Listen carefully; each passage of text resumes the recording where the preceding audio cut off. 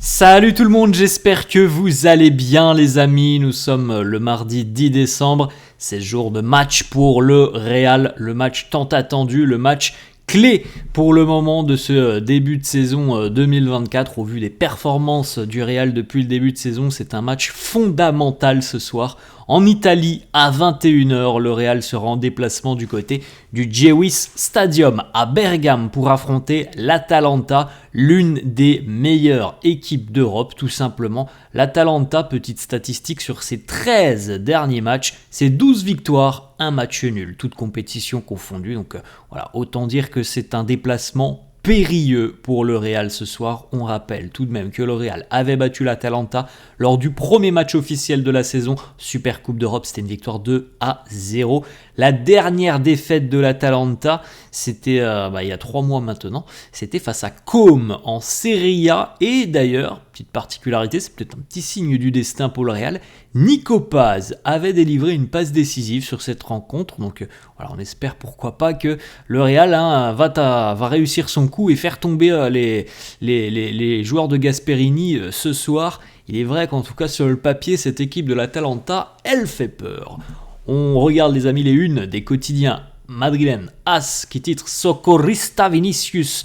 Vinicius le sauveteur, Vinicius qui est de retour ce soir et selon toute vraisemblance qui va démarrer en tant que titulaire. On a besoin évidemment d'hommes forts, d'hommes capables de créer et de faire les différences tout simplement. Donc Vinicius, malgré un retour de blessure, eh bien, devrait normalement être titulaire sans avoir trop de rythme dans les jambes. Marca qui titre Prohibido fallar más, il est interdit de tomber à nouveau pour le Real. Voilà, il y a déjà eu malheureusement trop d'échecs en Ligue des Champions qui coûtent cher. C'est pour ça d'ailleurs que le Real à l'heure actuelle est aussi mal classé. Vous voyez d'ailleurs le classement tout à droite du quotidien Marca. Vous pouvez regarder un petit peu. L'Atalanta qui est donc 5e avec 11 points et le Real qui est sur la ligne, véritablement dernière équipe pour le moment qualifiée pour les playoffs. 6 points pour le Real. Donc vous voyez l'importance de cette rencontre. Pour le Real, ce soir, il est interdit de tomber face à cette équipe de l'Atalanta. Match véritablement très intéressant ce soir. On regarde des petites photos les amis, l'entraînement hier au Gewiss Stadium avec Vinicius qui a participé évidemment à cet entraînement. On avait la présence, le sourire de Kylian Mbappé sous son cache-cou accompagné de Luka Modric. On voit Hendrik aussi en arrière-plan, le grand sourire aussi pour Hendrik. L'aile de pigeon pour Antonio Rudiger. Voilà, petit panel de toutes les photos que l'on a pu prendre hier du côté du community manager du Real. Vous pouvez faire un petit arrêt sur image si ça vous intéresse. Carlo Ancelotti, le cerveau. Est-ce que le Mister a préparé une tactique spéciale pour affronter l'Atalanta? On l'espère parce que cette équipe bergamasque, elle est quand même relativement solide.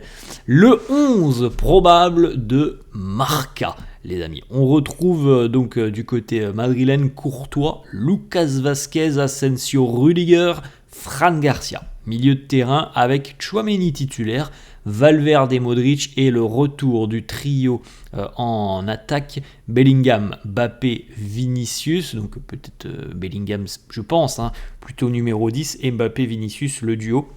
On n'aurait pas de Rodrigo selon Marca. La compo du quotidien AS, Courtois dans les buts, Rudiger et Tchouaméni en charnière. Donc vous voyez déjà la différence.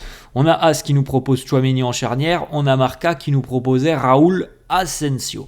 Fran Garcia à gauche, Lucas Vázquez à droite. Bon, ça, il n'y a pas trop de doute là-dessus. Milieu de terrain, Bellingham, Valverde, Modric, Ceballos ou Arda Güler. Donc, on a quand même pas mal de points qui diffèrent entre le quotidien Marca et le quotidien AS.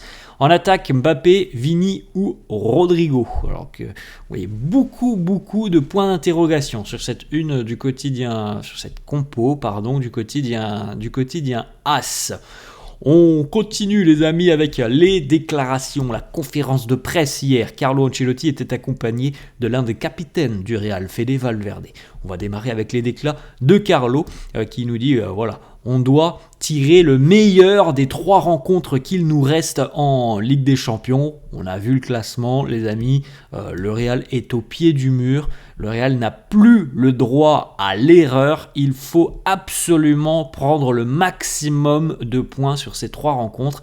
Alors, on sait déjà que celle de ce soir semble être la plus compliquée sur les 3 dernières. Ça semble être la plus compliquée, celle de ce soir. Mais il faut absolument prendre des points. Peu importe que ce soit l'Atalanta en face, il va falloir se sortir les doigts vous avez compris, il va falloir aller à la bagarre ce soir, parce que le match s'annonce véritablement difficile, et c'est un match clé pour l'avenir du Real en Ligue des Champions. Carlo qui nous dit justement le match de demain, donc aujourd'hui, peut être considéré comme notre match le plus compliqué de 2024. Alors je pense qu'il parle évidemment du début de saison, parce qu'on a eu des matchs compliqués aussi l'année dernière tout de même, mais il est évident que par rapport au classement, l'importance de cette rencontre est fondamentale. Il faut absolument prendre des points, à minima 1 point. Une défaite ce soir mettrait le Real véritablement dans une position plus que périlleuse. Il faut aller chercher des points à Bergame. Autre déclat de Carlo qui nous dit « On sait à quel point il sera difficile d'être dans le top 8 en Ligue des Champions.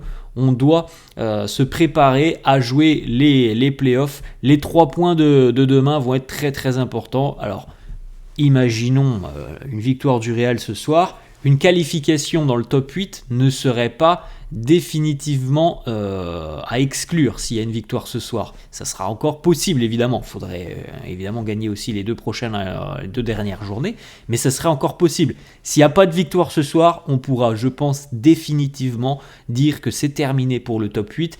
De toute façon, il y a très peu de chances. Normalement que le Real, même en gagnant ces 3 matchs, ça semble quand même assez compliqué que le Real termine dans le top 8. Alors s'il n'y a pas 3 victoires, bon là, il faudra même plus penser à cette possibilité. Donc une rencontre importante ce soir. Autre petite déclat de Carlo sur l'Atalanta, il nous dit « Ils sont bien meilleurs maintenant que lorsqu'on les a rencontrés au mois d'août. Ils se battent vraiment très très bien à l'heure actuelle. C'est pas du tout la même équipe. C'est pas la même équipe du Real non plus, puisque le Real face à l'Atalanta, je pense que tout le monde se souvient très bien de la rencontre. Une première mi-temps monotone, on n'avait pas vu grand chose, ça a été mieux en seconde mi-temps, mais c'est pas le même Real non plus qu'au mois d'août. On peut préciser tout de même que l'Atalanta a très très bien progressé depuis le mois d'août. Du côté du Real, on a progressé, c'est pas une progression fulgurante, mais l'Atalanta en revanche n'a plus rien à voir avec l'équipe que le Real a affrontée au mois d'août.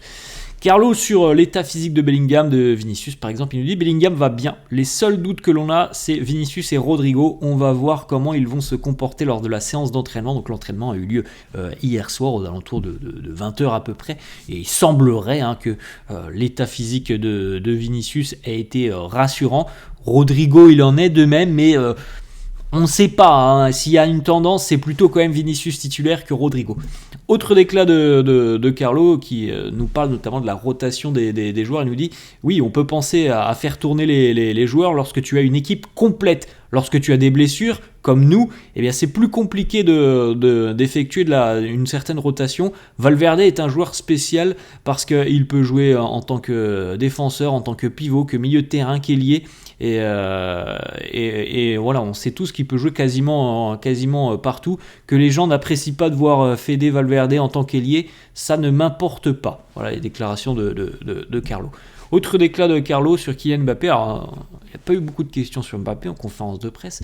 Il nous dit Kylian, on aurait pu passer une conférence de presse sans questions sur Mbappé, mais toi tu as réussi à m'en poser une. Il nous dit Mbappé va bien, il s'améliore. Ça lui donne confiance et c'est ce dont il a besoin. Il a été bon sur les deux derniers matchs. Sur ce match, on espère qu'il va être très important pour nous. C'est un match où on espère que Mbappé va faire des différences. Ensuite, sur l'avenir d'Hendrick et d'Arda Güler, il nous dit Hendrick va rester, Arda Güler va rester. Ils peuvent jouer plus. Je n'ai aucun préjudice à l'encontre de quiconque. Voilà. certains imaginent que Carlo a une dent peut-être contre Hendrik ou Arda Güler. Je n'irai pas jusque-là, je dis tout simplement que c'est des choix et que malheureusement ils en pâtissent de ces choix en ne jouant que très très très très peu, un peu trop d'ailleurs à mon goût, mais on ne peut pas dire qu'il y a un préjudice, il y a une dent, il y a quelque chose entre les deux joueurs. Je ne pense pas qu'on en soit à ce point-là, c'est juste les décisions de Carlo et on le sait aussi, sa façon de manager où il y a très peu de changements, très peu d'opportunités de se montrer. Valverde était donc en conf de presse hier, il nous dit l'Atalanta c'est une équipe qui a des joueurs très très rapides avec vraiment de bons joueurs, on est au courant de tout ça, on va essayer de montrer notre meilleur visage. Il nous dit je suis l'un des capitaines de l'équipe, je dois être un exemple pour les autres. Alors il répondit à une question par rapport à son erreur face à Bilbao la semaine dernière. C'est pour ça qu'il nous dit voilà, je dois être un exemple pour les autres. Je ne l'ai pas fait la semaine dernière face à Bilbao. Il nous dit aussi après la rencontre face à l'Athletic Bilbao, j'ai eu des problèmes à dormir et à m'endormir la nuit après cette rencontre face à l'Athletic Bilbao. J'en ai même parlé à ma femme, il l'a dit hier en conférence de presse. Fede Valverde sur la question aussi dont on a vu la réponse de Carlo il y a quelques instants qui disait c'est compliqué d'effectuer une rotation et Valverde est un joueur primordial pour nous, il peut jouer partout. Fede lui nous dit je n'ai pas besoin de repos, je veux jouer toujours, je veux toujours jouer.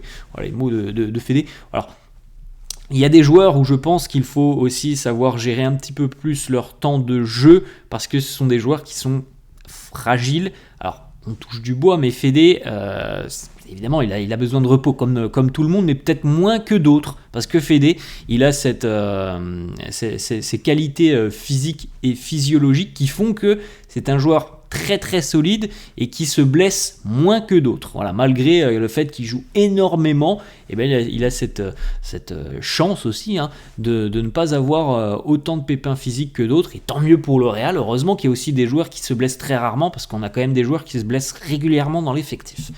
On va terminer les amis avec cette petite information qui concerne la Copa del Rey. Alors ça sera au mois de janvier la Copa del Rey face à un adversaire relativement faible, donc ça sera certainement l'opportunité d'effectuer un turnover pour Carlo Ancelotti, ce sera début janvier.